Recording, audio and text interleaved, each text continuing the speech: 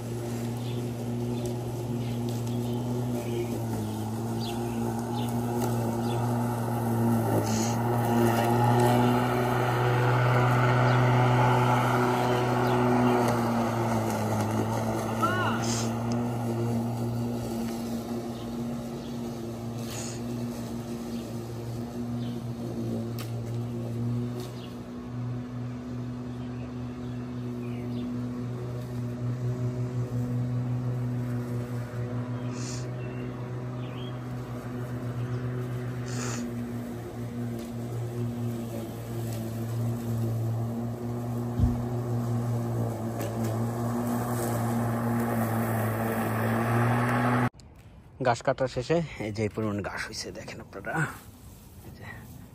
পুরো এক বাকেট। এখন যদি আমাদের গরু থাকতো তাহলে খুব সুন্দর করে গরুকে ঘাস খাওয়াইতে পারতাম।